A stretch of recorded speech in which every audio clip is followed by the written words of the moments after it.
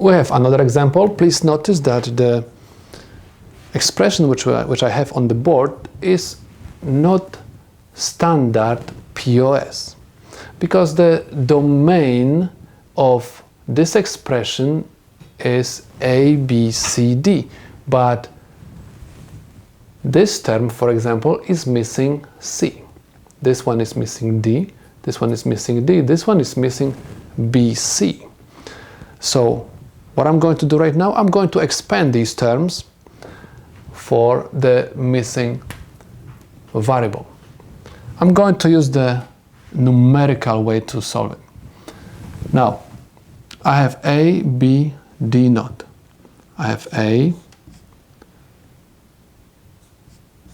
B, I'm missing C,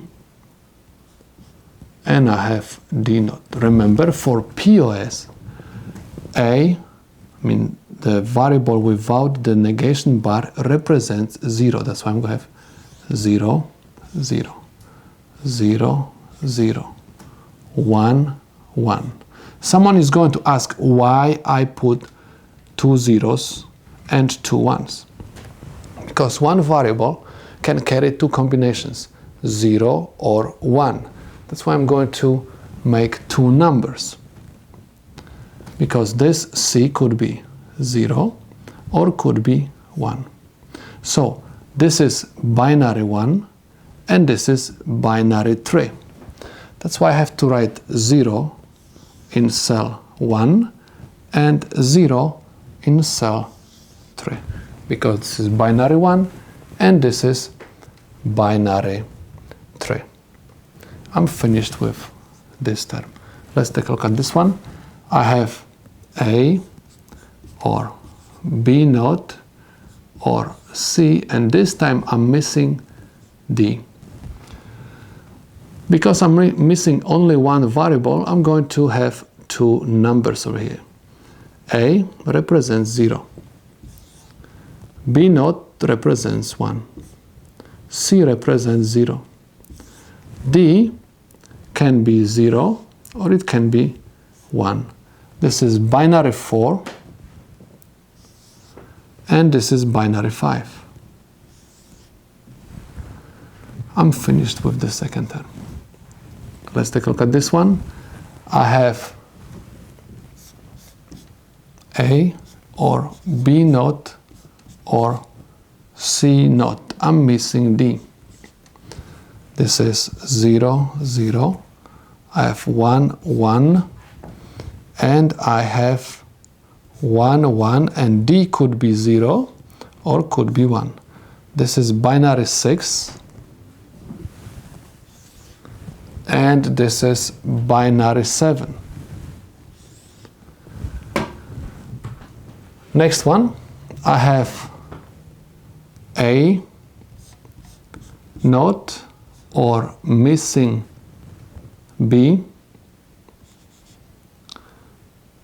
missing C, and I have D naught. Because I'm missing 2 variables, I'm going to have 4 combinations, because one variable can carry 2 combinations, 0 or 1. 2 variables are going to carry 4 combinations. So I'm going to have 4 numbers over here, 4 binary numbers. A naught is going to always represent 1. That's why I'm going to write 4 ones. And D naught is going to also represent 1. That's why I'm going to write 4 ones. And I'm supposed to write 4 combinations for BC. First combination is always 0, 0. Next one is 0, 1. This is next one, which is 1, 0. And the last one is 1, 1. So I'm going to have zeros in cell 9. This is binary 9. This is binary 11. This is binary 13. And this is binary 15. I mapped my expression. Now let's continue.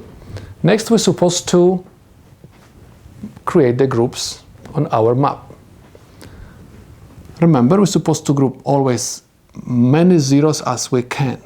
So in this case, I have 8 zeros. This is one group, and this is another group, which is going to have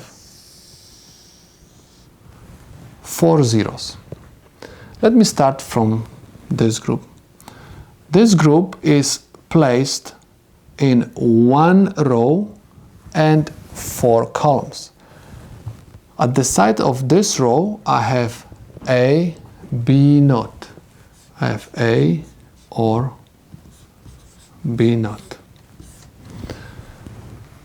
The variables at the top of these 4 columns are different. I mean, there is no common variable for all columns. That's why I ignore. Remember, anytime we have complements like C, C naught, we ignore them. Or let's say D, D naught, we ignore them. That's why I'm not going to pay attention to the top anytime I have group placed in 4 columns.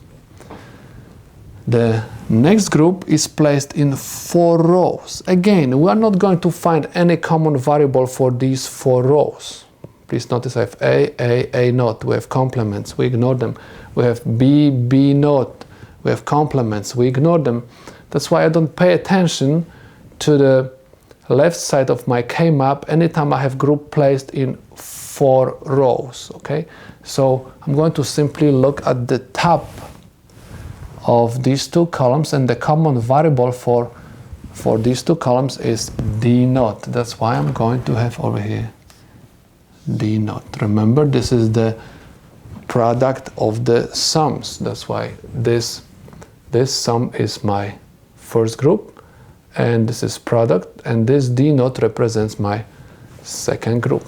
So this is the simplified expression, Boolean expression, and now we're supposed to implement it. I'm not going to convert this to SOP. I'm going to just implement whatever I got from POS simplification. So what do I have? This is nothing else, just the OR gate with 2 inputs, with input A and input B naught, and I have D naught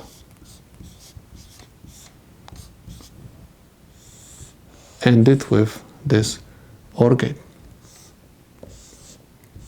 So these are the solutions to my problem.